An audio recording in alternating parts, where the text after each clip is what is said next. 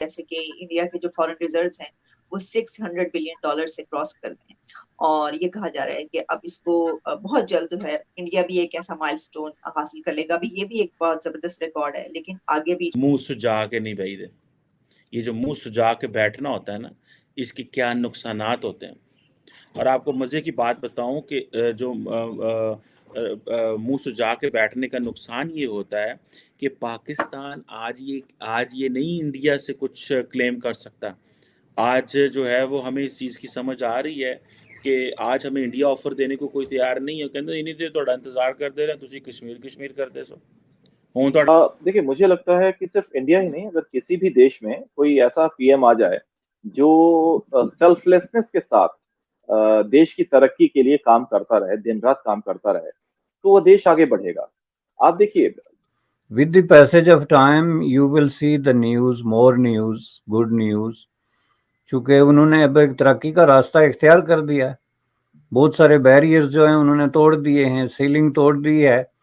So you are on the road to success.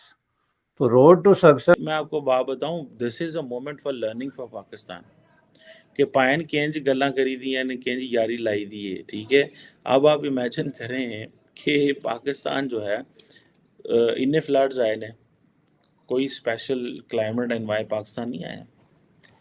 आपको पता है पाकिस्तान में मैंने नहीं देखा कि अमेरिका का कोई सेक्रेटरी लेवल का बंदा आया हो। की सबसे बड़ी अर्थव्यवस्था बन जाएगी। तो ये जो है, ये अगर आपके हुक्मरान अच्छे होते हैं, कभी हुक्मरान अच्छे मिल जाए, तो आपको किसी बात की चिंता की जरूरत नहीं होती, क्योंकि वो आपके लिए काम कर रहे होते हैं, अपनी झोलियां। वो कहते थे पहले आओ चाइना इकोनॉमी की बात करते, हम कहते थे नहीं आओ पहला कश्मीर की करी। आज हम कहते हैं चलो आओ पहला कोई कर लो, वो कहते हैं नहीं पहला दहशतगर्दी की करो। दैट्स हाउ हमने इंडियंस को जिच किया रखा है। मानते तो नहीं है ना, फिर यहाँ पे हमारी भी सिक्योरिटी स्टेट है, खौफ होता है। $100 बिलियन।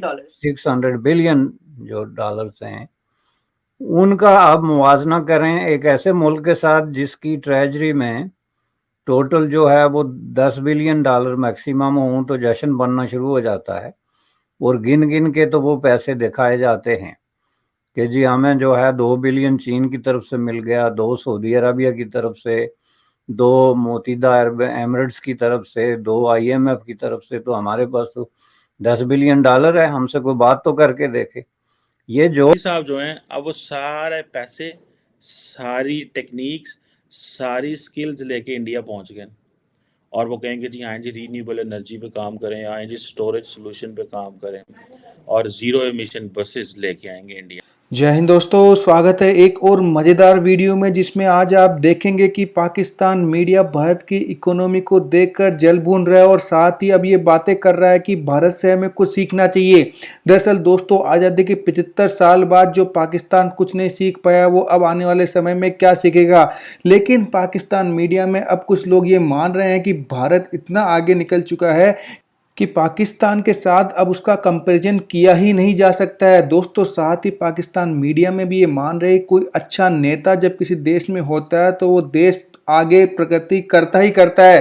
और प्रधानमंत्री नरेंद्र मोदी के आने के बाद में भारतीय अर्थव्यवस्था और इकोनॉमी ने जितनी छलांग लगाई है, वह देख के पाकिस्तान मीडिया के होश उड़े हुए हैं। दोस्तों, साथ ही पाकिस्तान मीडिया में अब ये बात भी खुलकर हो रही है कि भारत से दोस्ती करके कैसे भी अपनी गाड़ी को पटरी पे लाया जाए। लेकिन आज भारत जो है वो बात करने को तैयार नहीं है। और अधिक जानकारी के लिए आइए देखते हैं मजेदार वीडियो। देखिए, मुझे लगता है कि सिर्फ इंडिया ही नहीं, अगर किसी भी देश में कोई ऐसा पीएम आ जाए जो सेल्फलेसनेस के साथ देश की तरक्की के लिए काम करता रहे, दिन रात काम करता रहे, तो वो देश आगे बढ़ेगा। आप देखिए, पिछले 9 साल को अगर हम छोड़ दें, तो उससे पहले इंडिया की जो इकोनॉमिक ग्रोथ थी, हाँ कभी कभी 6 और 7% इकोनॉमिक ग्रोथ रही है हमारी, लेकिन ऑन एन एवरेज 2 से 3% जो है ना इकोनॉमिक ग्रोथ थी, जीडीपी की ग्रोथ 2 से 3% थी। और परदेश में यूरोप और अमेरिका जैसे देशों में जो जितने भी तरक्कीशुदा मुल्क हैं, वहां पर इंडियन इकोनॉमी के बारे में मजाक उड़ाते हुए बोला जाता था Hindu growth rate of economy, क्योंकि धीमी धीमी गति से चल रही है आगे।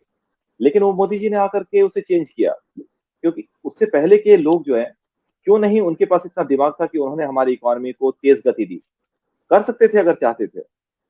यहाँ मोदी जी ने कुछ नहीं किया, मतलब अपना ईमानदारी से सारे काम करते गए, दिन रात काम किया इन्होंने, और जहां जहां लूप होल से उससे बंद किया और उसमें प्रगति कैसे की जा सकती है, उस तरक्की कैसे की जा सकती है, उस पर काम किया। और उसका असर आज हमारे सामने है। आज हम दुनिया की 5वीं बड़ी मईशत है और बहुत जल्दी ही, देखिए कितना कॉन्फिडेंटली इंडियन डायस्पोरा भी ये बात बोल रहा है कि बहुत जल्दी ही हम जर्मनी को पछाड़ते हुए दुनिया की चौथी सबसे बड़ी अर्थव्यवस्था बन जाएंगे। तो ये जो है, ये अगर आपके हुक्मरान अच्छे होते हैं, कभी हुक्मरान अच्छे मिल जाए, तो आपको किसी बात की चिंता की जरूरत नहीं होती, क्योंकि वो आपके लिए काम कर रहे होते हैं, अपनी झोलियां नहीं भरते हैं।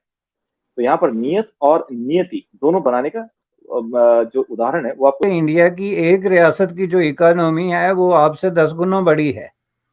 कल आपको खबर मिलेगी कि इंडिया का फलां रियासत जो है, वहाँ रियासतें हैं, फॉर एग्जांपल उत्तर प्रदेश है या जो आप नाम ले लें, उसका जनाब इकोनॉमी का साइज उसमें जो है वो पाकिस्तान से बड़ा हो गया, तो फिर आप किसको किससे कंपेयर करेंगे? इस वक्त जो आपकी टोटल इकोनॉमी का साइज क्या है पाकिस्तान का पॉपुलेशन के फैक्टर को छोड़ के, तो अगर आप बाकी देखें तो वहाँ की स्टेटें जो हैं उनके अंदर इस वक्त जो तरक्की हो रही है, जो डेवलपमेंट के मुख्तलिफ प्लान जिन पे अमल हो रहा है, इन्वेस्टमेंट हो रही है, वो पाकिस्तान से ज़्यादा है।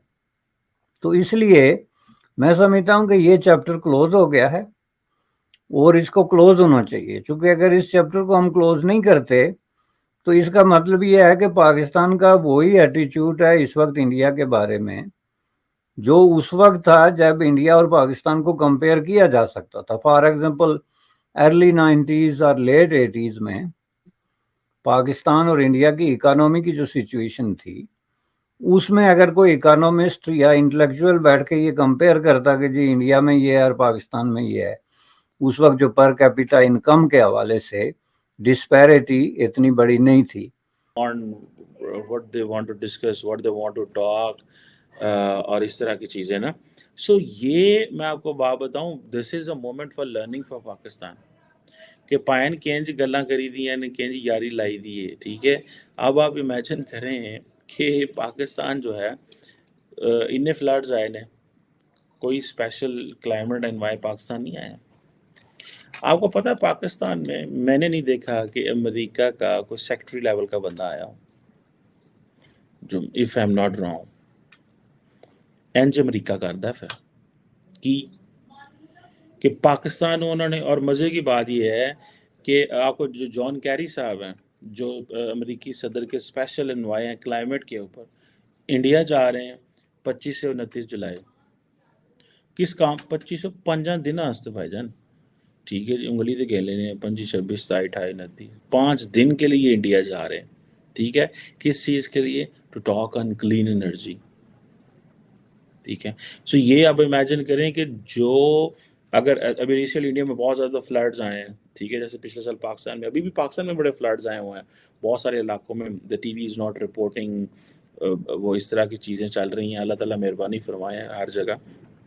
सो जॉन कैरी साहब जो हैं, अब वो सारे पैसे, सारी टेक्निक्स, सारी स्किल्स लेके इंडिया पहुंच गए और वो कहेंगे जी हाँ जी रीन्यूएबल एनर्जी पे काम करें, हाँ जी स्टोरेज सोल्यूशन पे काम करें और ज़ीरो एमिशन बसेस लेके आएंगे इंडिया के अंदर, क्योंकि इंडिया के दिल्ली में बहुत ज़्यादा वो होता है, जिस तरह हमारे लाहौर में है, ठीक है।